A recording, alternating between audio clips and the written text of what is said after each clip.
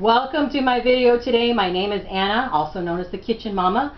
My husband Rick, the middle-aged rocker, is filming today. And Rick, what did they key in order to find this video? Meals that you can make ahead and freeze. Meals that you can make ahead and freeze. So we're going to make what I call my Mexi-Meat.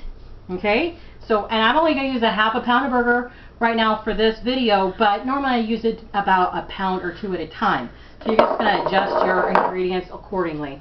I always do everything by how much you like of a certain ingredient, so you'll be judging a lot by that.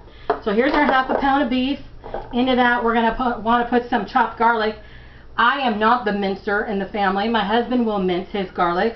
I keep things a little bit chunkier. I figure, you know what, it's going in the frying pan or in the oven, so it's all going to cook up anyway. So it's up to you. And for this half a pound of burger, I'd say there's about a teaspoon of chopped garlic. And then I'm going to put some chopped onion in there. Again, chunky again! But if it were Rick, it would be a little bit more finely chopped. So not necessarily minced, but finely chopped. So it's up to you how you want to go. I left a little bit there. I might have gone a little overboard. So I'm going to say that that is about probably a good half a cup, maybe a little bit of a rounded half a cup of onion, but it's not quite 3/4 of a cup. Okay, so I'm mixing that up, and I don't know why, because I didn't put in the rest of the ingredients yet. Would you like some spices in there? Let's put a little bit of salt. Okay, and I just have some sea salt there. Some chili powder. You saw the sprinkle. It's however much, because everyone's different on salt. If you like a lot of salt or whatever. Again, this is a half a pound of beef, so this chili powder I am just going to use, I'd say it's probably going to be 1/4 to a half a teaspoon. And that can get a little bit spicy, so keep that in mind. Garlic powder, a bit of a sprinkle, so it's probably maybe a half a teaspoon. Some paprika. I put paprika in tons of stuff. I love it in everything. So here's our paprika. And again, I'm going to say that that's about maybe 1/3 of a teaspoon or so. Secret ingredient, cumin. Took me years to figure this out, but cumin really adds a nice richness to the flavor. And I'm going to say that for this half a pound, it's going to be about a half a teaspoon. And just a little, for me, sprinkle on the cayenne pepper. But obviously, if you like things hotter, use more. So again, it's only a half a pound. And let's not forget a little bit of pepper. Pepper I do really like. So I'm going to say that's somewhere between 1/4 and a half a teaspoon freshly ground. Now we'll mix that. Okay. And I want to pipe in and say what's great about this recipe is that because you're making it ahead and just popping it in the freezer,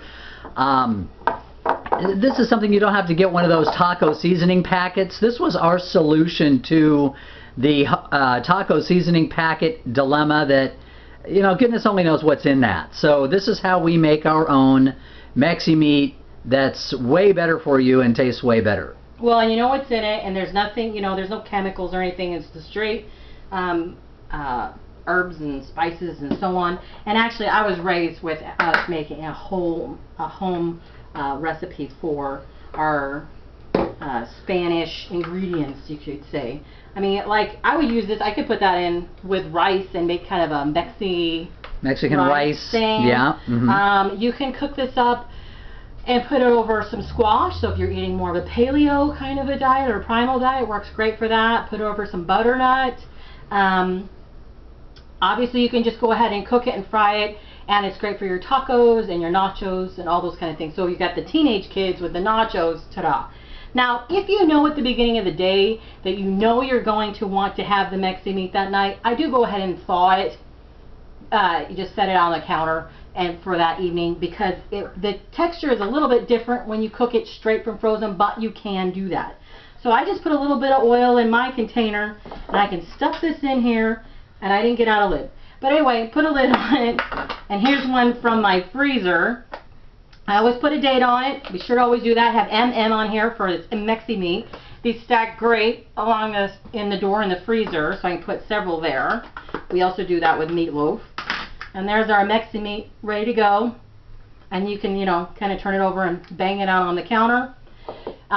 If you would like to be able to have time to spend with friends and enjoy this all kinds of yummy goodness, also you want to be able to buy better ingredients, you want to be able to spend time with your husband making videos, then we invite you to check out the link below, click on that, and see what it is that we're doing for a living these days.